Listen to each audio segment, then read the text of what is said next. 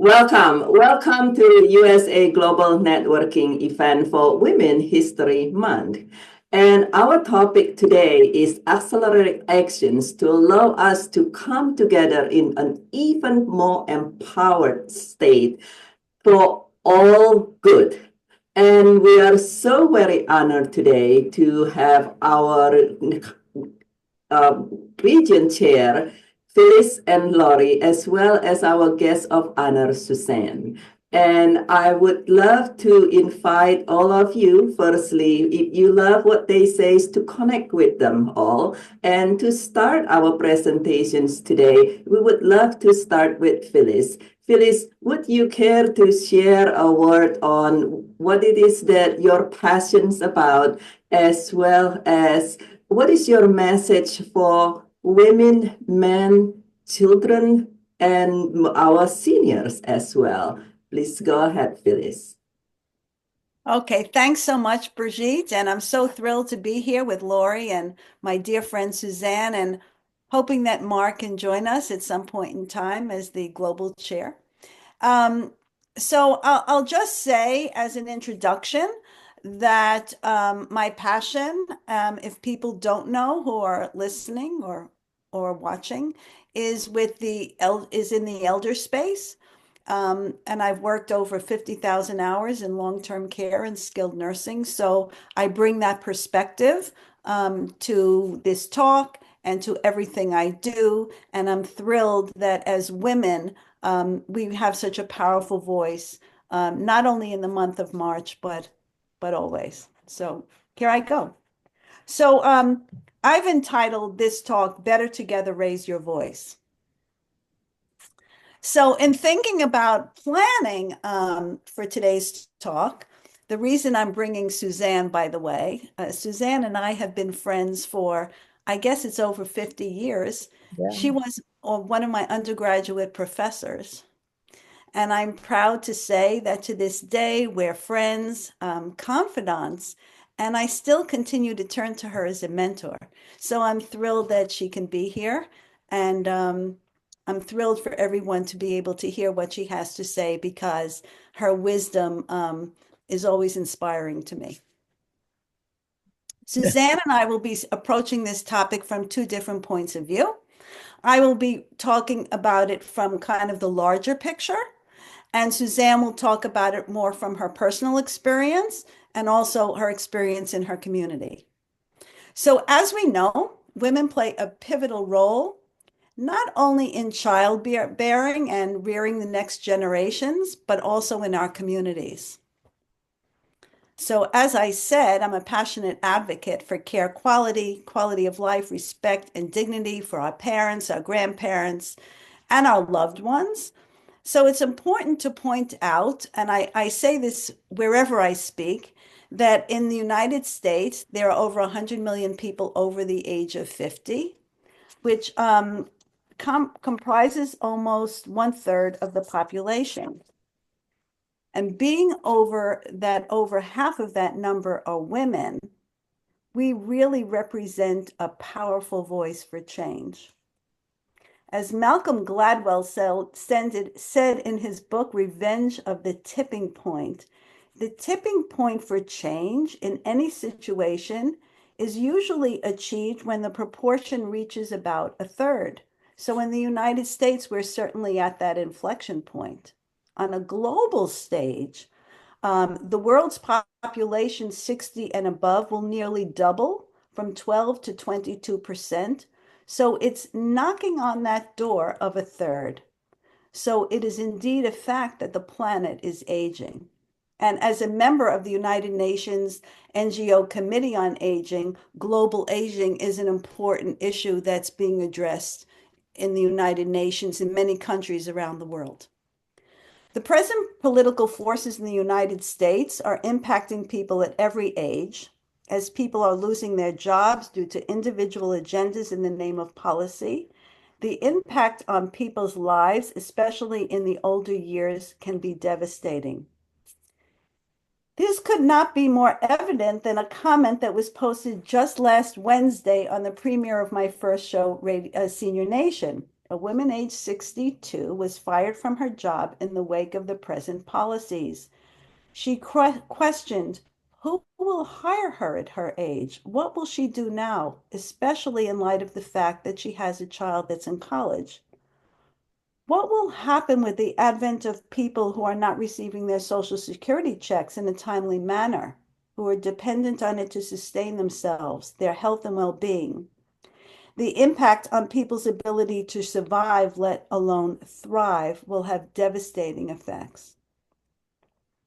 Many people in their younger years may not be thinking about themselves as older people, or only thinking of the loved ones in their families or in their communities in their elder years.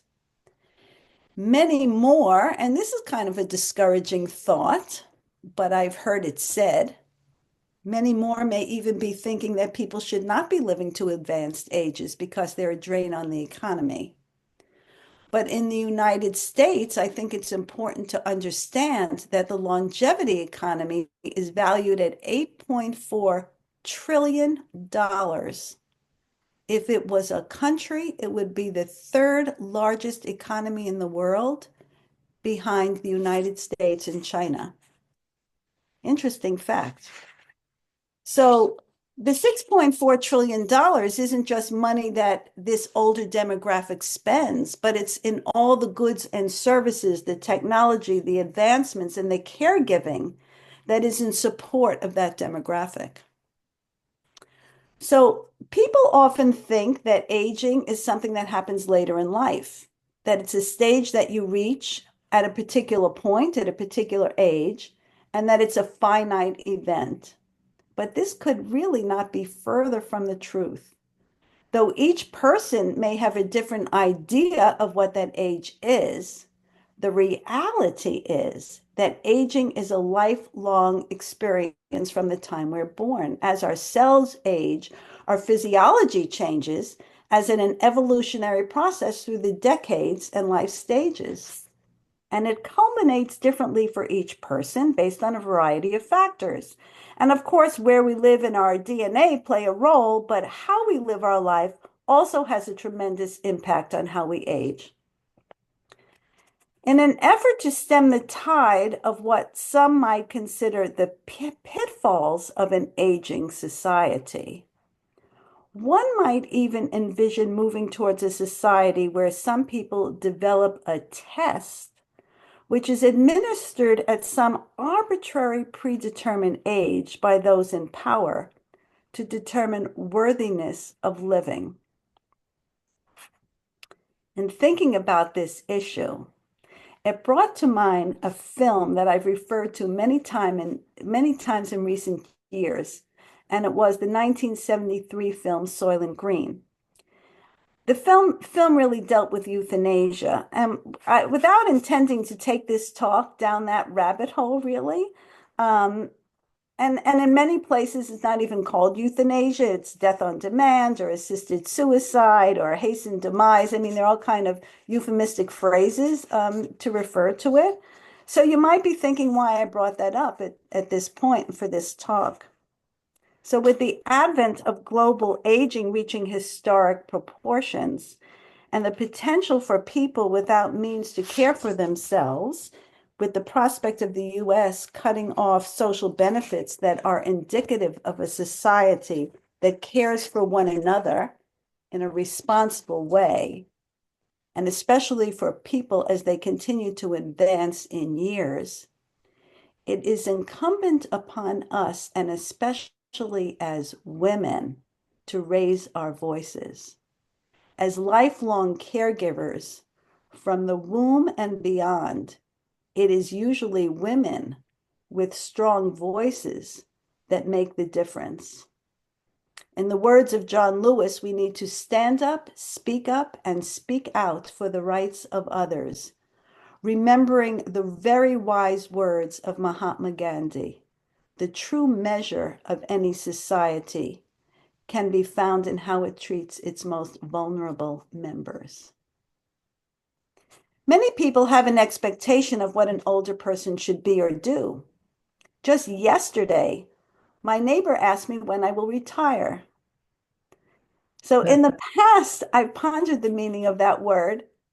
So I looked it up actually. Merriam-Webster has the definition of to withdraw from action or danger or retreat.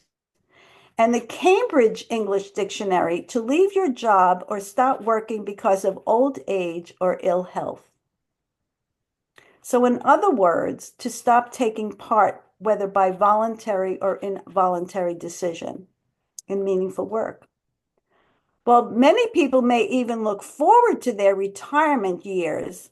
All too often, our impression of a person who is at that stage of life is that they no longer have value because they are not working in a formal job. For many people who question the value or potential contribution of an older person, my special guest, Suzanne Swope, is an example of the possibilities at any age. And I get choked up just thinking about it. Despite personal challenges, she continues to persevere, finding ways to contribute, to use her voice, her expertise, to make her family and community a better place. It is proven in the literature that connection and purpose are important contributors to health and well-being. U.S. Surgeon General U.S. Surgeon General Dr. Vivek Murthy, who was twice a Surgeon General, which is unusual, in his report on loneliness indicated that loneliness is like hunger, a signal we're lacking for something for survival. It is an epidemic as damaging to our well-being as tobacco and obesity. Pretty striking. Dr. Murthy, at the helm of the New World Health Organization Commission, addressed the hazards of social isolation, undermining physical and mental health, affecting a person's overall well-being and happiness. In an interview that was conducted with him in The Guardian, he shared that he himself indeed was shocked when he discovered the power and health implications of loneliness.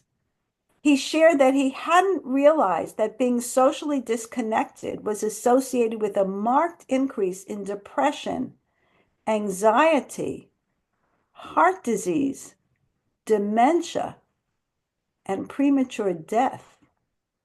These things underscored the point that loneliness is a public health threat and one that affects millions of people across America and around the world, and is a pressing issue, especially amongst older adults.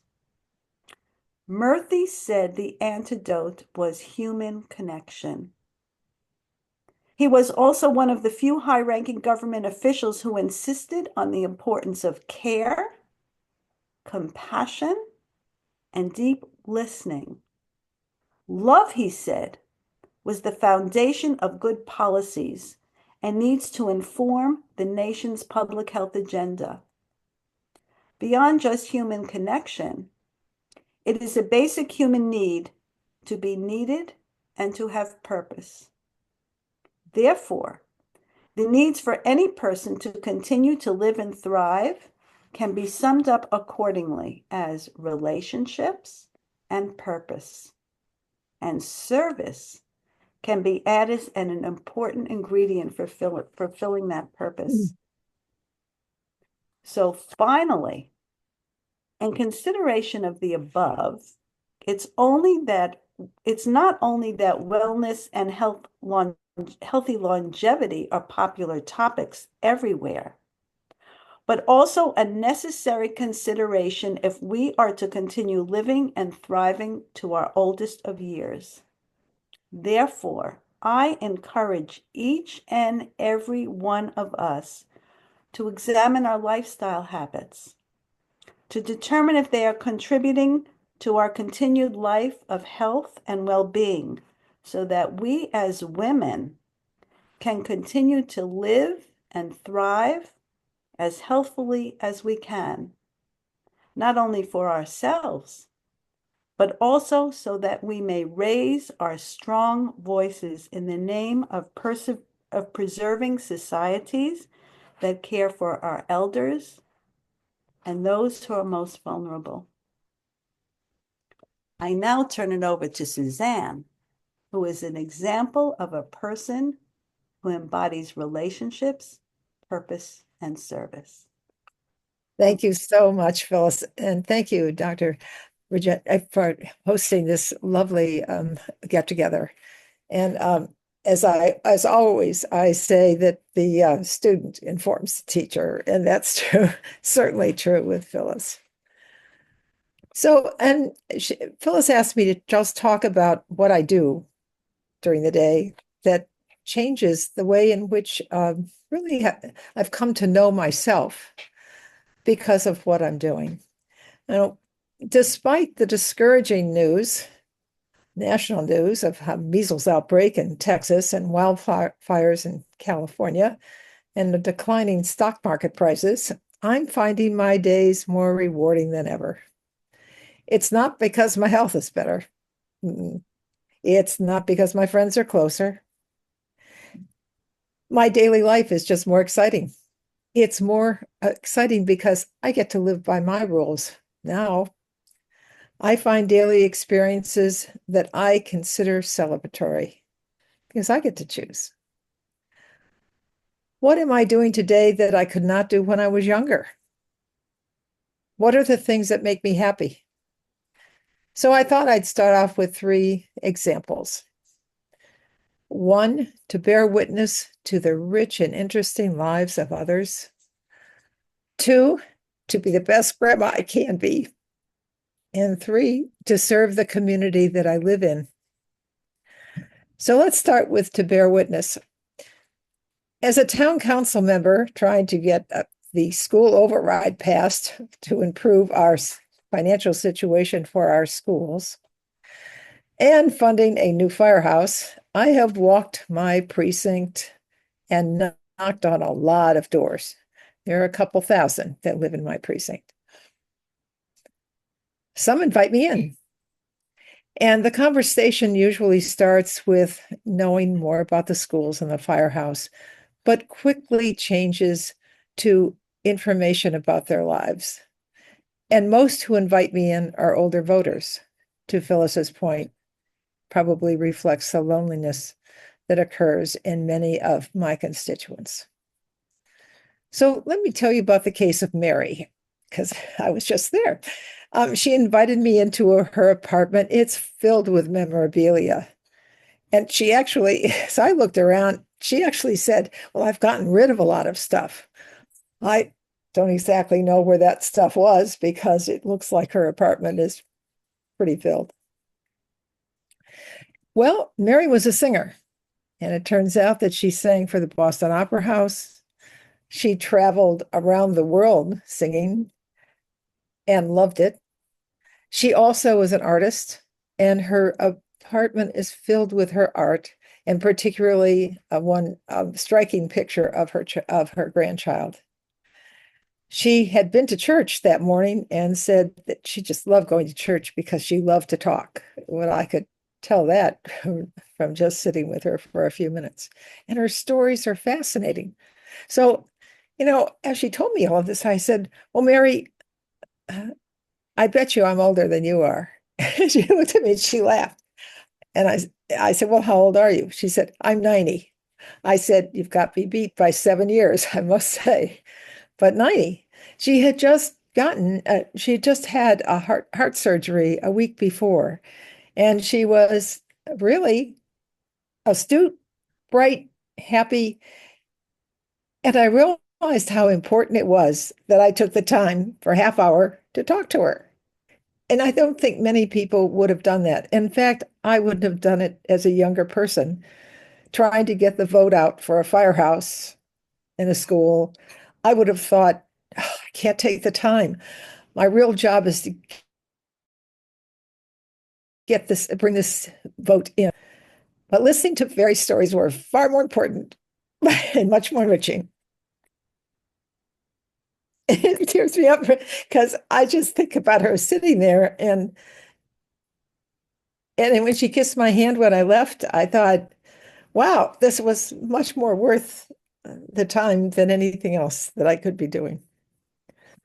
My second is being a grandma. The only real preparation for being a grandma is being a mom. Turns out being a decent grandma is a very different job than being a mom. I have less control, a lot less control. I have learned to pick my battles carefully. I have learned that my daughter needs to learn through experience and not be told by her mother for every single minute of her life that I have a suggestion of how to improve the work she's doing. I do know that I love my granddaughters as much as I do my own children.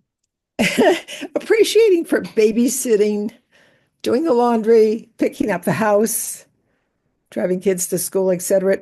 That doesn't come every day. However, for me, the routine is grounding. And moods of my 14-year-old granddaughter are still unnerving, but not earth-shattering as they were when I was the mom. The deep love we have and have for each other often comes through messages like the one I received on my birthday. It reads, "Dear Mom, Nana, words can't express how much we love and appreciate you. We are always so grateful for you every day. Thank you for caring, your kindness, and unwieldy embrace of life's journey." It's on the refrigerator, and it means a lot. To serve the community is my third example. About 8 years ago, I ran for school committee and I was elected. And I thought that with my background as a speech and hearing therapist, that I could provide, and I'd worked in the public schools, I really could provide some contributions that would be helpful. In addition to that, my granddaughters were attending the Winthrop Public Schools, so I wanted to support the system. After 6 years, I began to see that I could maybe fill a role in a larger picture in the town. I had 20 years, maybe or more, of administrative experience in colleges. So I thought I could help the town develop goals and strategies and maybe help organize the work better. And that would hopefully lead to such needed action in a small town like ours. In addition to that, my precinct was filled with older citizens who now, I now feel I'm an advocate for their issues. And I understand the importance, because I understand the importance of working with others and the ability to not take the work personally. All of these insights come with the age and experience. Failures, successes, love of learning, and caring about the outcome. Trust me, public service is a work in progress. I can guarantee it. I would never have had the time in younger years to do what I do. I learn something new every day, not only from Phyllis, but a lot from Phyllis. But I learn that if you listen carefully, there are new ways to solve collective problems. There are new ways to advocate for others. It often doesn't come directly. I mean, it's the little things that you can do. It's driving them to vote. It's helping them with their kids, their own grandchildren, to take them to the park, just to spend time, which I could never have done before. So in summary, I've learned many new things about myself. My skill set is transferable at times when somebody will listen. I'm a fierce advocate for those who have difficulty finding their own voice or are treated poorly in a system. I've learned as much from my family as they have learned from me. I appreciate and I know the value of working with others. And I head to the finish line after we're not going to live forever. I'm picking up speed. Future days bring new challenges and hopefully new solutions. and I want to be a part on these horizons. So thanks. Thank you, Suzanne. Thank you for the beautiful share. And thank you so much, Phyllis, for the very beautiful share as well. I'm going to interject really brief here before Laurie share with us, just because this movie is, some of you might have hear about the movie or the or recall it. It's a movie. I believe the title is The Holiday, and the main actress there is Kate Winslet and Cameron Diaz, and it is about a movie. The core part of the movie is about two women, one from the UK and one from America, from LA, and because they were both brokenhearted, they decided to swap home for the holidays. So Cameron went to the UK for this little cozy English cottage, and vice versa. But the part when I watched this movie, the part that struck me the most, and this relates to the conversations we have just now about our wiser and elder populations, is somehow a lot of time people say, and I hear you, Phyllis, very clearly about some people say, oh, how the people who are in the senior age, they're only taking out money and forgetting that all the money that so-called being spent, that is given back to the community. What are they spending it on? When they need money to pay for wheelchair, let's say, who's selling the wheelchair? Plus, it's typically not another 90 years old person. It's typically somebody with a family in their 50s, perhaps, with children and maybe grandchildren or grandchildren coming along. It's the younger populations. It's giving back to the community. And this is definitely cause a lot of strain and a lot of grief. And because many times people are being very isolated, the elder, it's actually, we know very well, you and I, that how when they are lonely, as you said, when they are depressed, when they are discouraged, it leads to their demise faster and faster. And and we actually discuss more about this in the upcoming book with the UN Council on Aging, on the impact of loneliness and grief in the elder community. But in that movie, what remind me to the movie today is we talk about many times nowadays we hear about, oh, you are old and you're no good and you are weak. In that movie, there is the character, I believe his name is Max, who lived close by to Cameron Diaz in Los Angeles. And he's just this little old man. He could barely walk, even using a walker. And Kate Winslet, being on vacations, she noticed this gentleman, and she started talking, partly because she was still alone and didn't know anybody and happened to have time. But she noticed, living just next door to the mansions of Kate, she noticed him, and then she started talking with him, and then discover that he actually, as you mentioned earlier, that he discovered as this person is actually initially was a very renowned producers and writers and so forth. And he has been so weak. He has not been able to do much of anything. And just with a little bit of care, with a little bit of love, in that movie, Kate Winslet character was able to make him vibrant, alive, and within less than a month, their vacations was only a couple of weeks. In just a couple of weeks, he was able to walk again. Mm-hmm. On stage, something that he's been deterring to do and saying, no, sharing on stage to hundreds of new, young individuals in his industry, all his wisdom. And so sometimes we look at our elders and we say, oh, you old, what's good you are. And I learned that firsthand actually when I moved part-time to Las Vegas. There are a lot of retired seniors in here.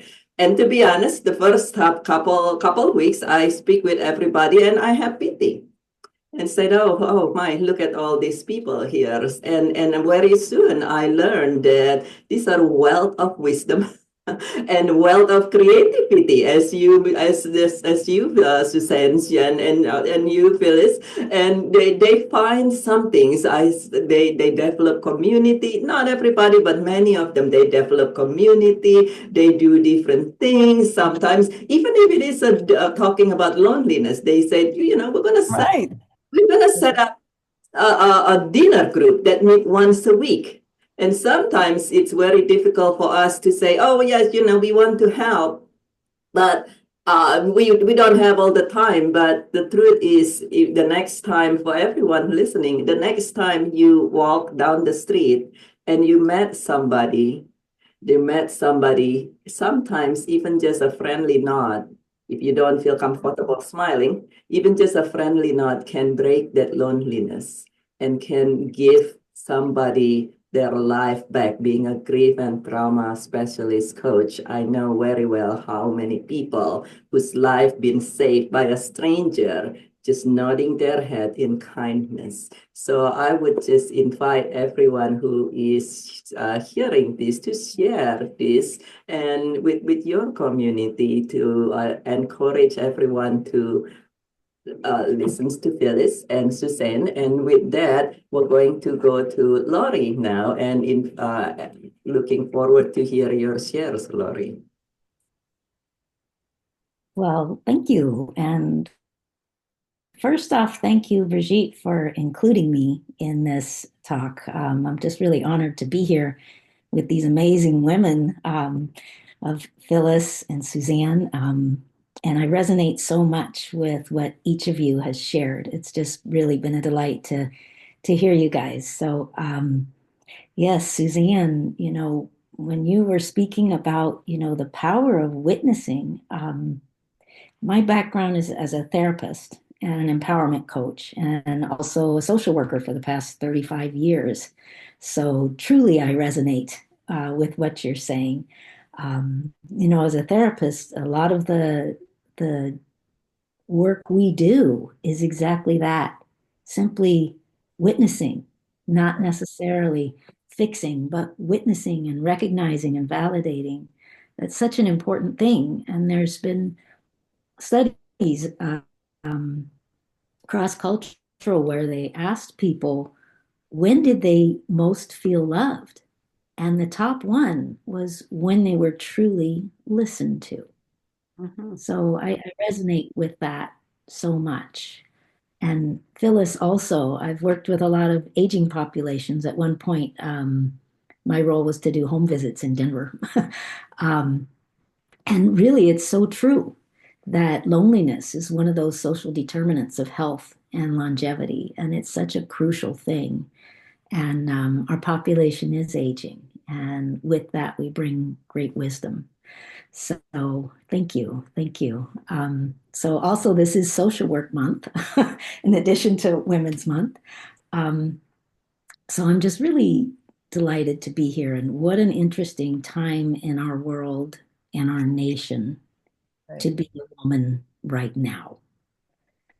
Um, so when we think about, the level of stress that many of us are feeling with what's going on in our world right now, it's affecting, children. It's affecting the most vulnerable in our population, elderly children, disabled veterans, um, our environment, so many things that we can get a great deal of stress and carry that in our bodies. And what we've heard of this response that we have is the fight or flight response. And when we think about that in terms of women, most of that research that came to that conclusion was based on men, not women. When they began to do more research and to look at what are some of the ways that gender may influence how we experience stress, they found that often with women, they display an additional response that's called tend and befriend. And there's some speculation that maybe there's a biological component to that women tend to have higher levels of oxytocin, or the bonding chemical. And that's a very different response. And I think right now, our situation in America calls for tend and befriend. It calls for us to show up in that way. If we look at a lot of the pictures of the protests that are happening, you might notice that demographically, Yeah. many of those people showing up are women, Yep. typically older women. And as we look at right now, a bill that's being proposed called the SAVE Act, which on its surface appears to just want to promote the right people voting. But if Yep. we look a little deeper, it's targeting women because it requires that anyone whose name is different now than it was on their birth certificate would have to go through all these extra hoops to be able to have their right to vote, which disproportionately affects women. There's about 62 million women in our country who've been married. Go figure. Yeah. So, yeah, women have a lot to say about that. We have a lot more to lose than men right now. And interestingly, back in 2009 at a conference that the Dalai Lama attended that was celebrating women in Vancouver, British Columbia, he had said that women are going to be the ones that save the world. Women are going to be the ones that stand up. And I think that's so true. And it's not only true now, but it's been true throughout our history. It's been true in the ways that history has been man-washed in our country.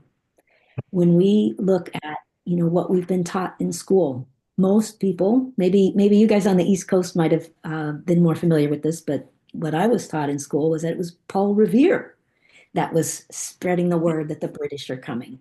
Well, it Right. wasn't actually him so much. It was a 16-year-old girl on a horse that was doing that. We also weren't taught that one of the main people that was running printing presses and distributing many of the written works of our founding fathers was a woman that was speaking up against tyranny. This is happening right now in so many ways of women using this power we have to tend and befriend. There's a recent story on Facebook that's been circulating about a Canadian actress named Jasmine Mooney, who was arrested and detained for 12 days at the US Mexico border when she tried to enter the US to work, which she had a legal right to do. They held her in just absolutely horrific conditions with women from all over that were less resourced than she was. And it's a long article that she has on Facebook about her experience, in that she had more support around her. She had resources of being connected as an actress and people on the outside advocating for her. But nonetheless, she was held for 12 days. But what she shares that she witnessed in that time that was such a powerful experience for her was these women coming together to support each other in the face of what they were experiencing. Rather than going against each other, they stood there and supported that. And that's a powerful experience that she is now bringing forward. So when we look at this, the impacts that women have had in so many ways that many of us are unaware of, that are only now beginning to come forward. This has come from the strengths of women, of connection and communication. When we look at the girl that gave that message, when we look at the one that published, and the many others, this is all through connection and care. And as a therapist and an empowerment coach, I'm witnessing my own responses to all that's going on and noticing myself with these feelings of of rage and hopelessness and anger and all of that, and having to recognize that has to be channeled. That has to be channeled. And that's part of that wisdom as you age. And witnessing that in my patients, not just at the macro level of what's happening nationally, but in people's homes. You know, how can they empower themselves to speak up in their own marriages, to have a voice, and to recognize that their voice is a gift to their marriage, because you can't connect with somebody you don't know. And having these women begin to find their voices in their marriages and deepen their marriages and their lives, and to show up for one another. And as we think of that in our own responses, I have to remind myself for what I teach others of how to use these tools to wield our mind and thoughts and intentions to bring them into alignment with what it is we want to create. We may take the same actions of writing letters, making donations, or making phone calls, or carrying signs at protests, but we have to be mindful of the energy and intention that we're bringing to that activity. And this is the time where we create from the energy that we want to experience, where we embed that energy and intent in the actions we take that are congruent with the world that we want to create and live in. So that's all I have to say at the moment. Nice. Thank you. Beautiful. Absolutely beautiful. Absolutely beautiful. Yeah. Tend to be, remember. And poignant. And I think just wrapped it all up just perfectly. Just brought it all home in a way. At least for me. Very, very much so. Very much so. Thank you so much, Laurie, for your share. And I would agree. It is, we all notice this, and yes, we can choose to isolate and divide, or we can choose to tend and befriend in face of adversities. And we know that when we take care of each other, human by natures are social animal. And so we know that being social animal, being in a community, taking care of each other, that will help us release oxytocin and all the other wonderful elements in our body that will help us each individually heal, and then so is somebody who we are with. And so I love that is just me personally. I just love that idea on what can we do together instead of just like this, just like it could be just a small gathering just like this that we have right now here, where we take care of each other and share our message in a greater way as well. And I really love that. And I also love on your call on what it is that you can turn your anger. As a grief specialist, we know that any change through definition of grief is any the unsettled feeling caused by unmet hope, which many of us notice that nowadays, and any change as well as loss, and including loss of our freedom, loss of our safety, loss of feeling that we have something that we can trust and rely on. And we also know, as you know this, Laurie, that many times grief and turn into anger and then express as anger. But I love your invitations on when you feel angry, what action can you take? What if we change anger to accelerated actions to allow us to change our circumstance from inside out? Thank you so much. That is so beautiful, Laurie. Thank you. Thank you. And I would love, this is a conversation. I would love if Suzanne or Phyllis has any other thoughts to share really, really quickly. Something I wanted to say when you were speaking earlier, when we were talking about understanding people in different generations and what you have time for, and it's also what you're open to. And I thought of something that came up the other day. If you even look at entertainment, for example, Somebody like Tony Bennett, who, if people know the name or, ever listen to him, who in his 80s really encouraged Lady Gaga to sing some of the songs that she did, in a more jazz kind of way, and how they paired for one of the greatest albums of all time. And he became a person who young people started to listen to again. Um, I mean, if people even look towards an industry like that and see how people of diverse backgrounds, diverse ages, who did I just hear? Andrea Bocelli was with Catherine McPhee, maybe. I mean, it's just really tremendous if you even look to that as an example of people who open themselves up from different ages, different genres, but find a way to come together to and produce something that's beautiful. We could all do that. We could all do that. It doesn't have to be song or entertainment, but we can do that with each other in our communities with our ideas. That's what Suzanne is saying. I mean, I have to say something she doesn't know. We spoke a little while ago, before we, started the, this call, and she was asking me my opinion about something that she was going to say.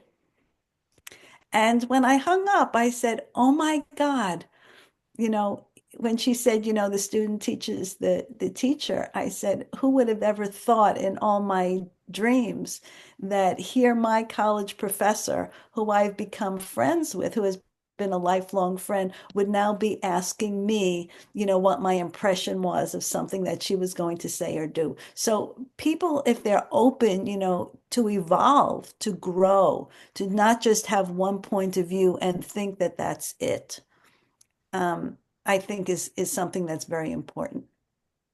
One of the things that I was so pleased about is, it's this giving back. It's just thinking about others and what might make a difference. My daughter got her two girls together, and they made Valentines for all the veterans in a housing authority, and they took it over. And so the woman who heads it distributed all of these Valentines. And she wrote Diana back and she said, there's a gentleman here that just hasn't been able to just kind of make a transition, and he's struggling, but he got your Valentine. And for the first time, he got up, he shaved, he came in and he said, "These are just wonderful. This is just wonderful. I just feel so much better." So sometimes it's the smaller things, the little things that as you said, Brigitte, it's the smile, it's the nod, it's the reaching out to somebody else we can all do it, and we can all help teach a younger generation to do the same. And that's, and especially in this time of a lot of hatred and discrimination and mean-spirited ways of dealing with others, I think we can make a difference here. In Washington, I did go to that march in Washington, and I was surprised at the number of older women that were there. We definitely dominated the field. Thank you, Suzanne. Thank you, Phyllis. And Laurie, do you have any final shares with us? Some brief final shares. I think just to echo what each of you has been saying is there's so much power that we have that as women we tend to be unaware of. And it's that power of demonstrating love, of embodying love, of reaching out, of doing that little thing. And sometimes we don't know it in the moment, the impact that it has, the ripple effect, and just inviting each of us to continue to do it anyway. That I just love that. I very beautifully placed, and all of those come back to inviting all of us. Sometimes we think about taking action, something big.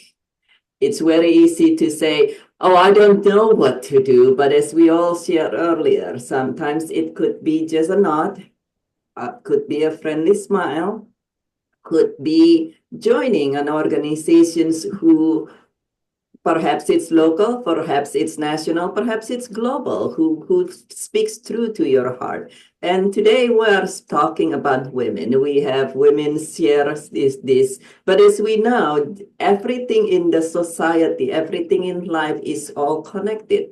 Men, women, children, adult, seniors, we're all connected. So whether you are a man, a woman, at whatever age you are, if you hear this and something spark in your heart, I would urge you to immediately take actions, because without actions, nothing changes. We can sit on the couch thinking what's possible, but if we don't take actions, nothing changes. Whether you are a man who are aware of the impact of every member of society will affect the other, or you are a woman of any age, something sparked in you, please do take actions from the smallest place. And if you are finding this message beneficial, interesting, intriguing in any manner, and you would love to know more about the global networking, which is a global organization and the United States chapter,